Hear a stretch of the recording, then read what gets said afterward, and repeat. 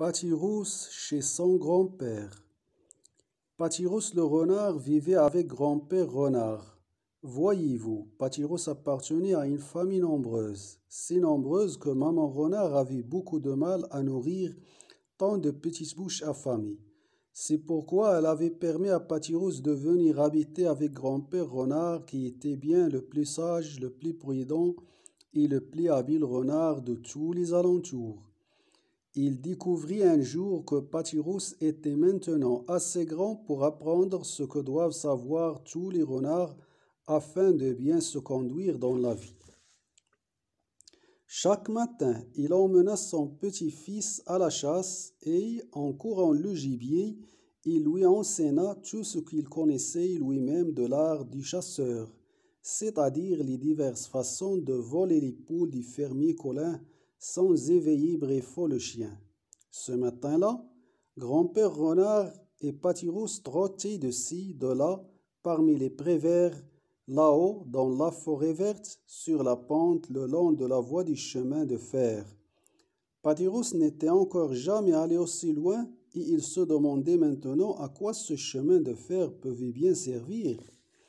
Grand-père renard courait en avant. Quand il arriva devant un large pont, il s'arrêta. « Viens ici, Patyrus. » « Et regarde fond, ordonna-t-il.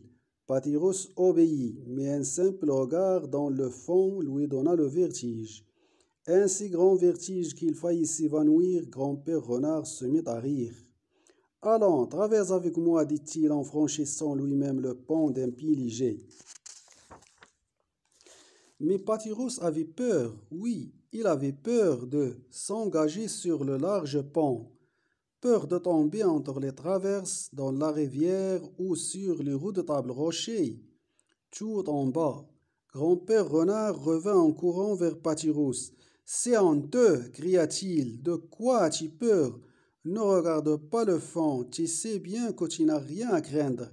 Allons, suis-moi. » Mais Patyrus reculait, pleurnichait, suppliait grand-père renard de le ramener à la maison. Tout à coup, le grand-père se dressa d'un bond et parut saisi d'une grande frayeur. « Briffaut le chien !» hurla-t-il. « Sauvons-nous, viens vite !» Il s'enfuit à toutes jambes à travers le pont. Patyrus ne prit le temps ni de regarder ni de réfléchir.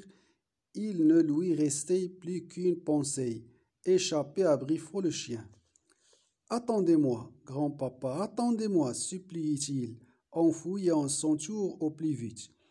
Il fut au milieu du pont avant même d'y avoir pensé. Il arriva enfin, on s'y retint sur l'autre bord, il y trouva grand-père renard tranquillement occupé à se moquer de lui. Alors Patyrus osa se retourner pour voir où était Briffaut le chien. Il ne vit personne.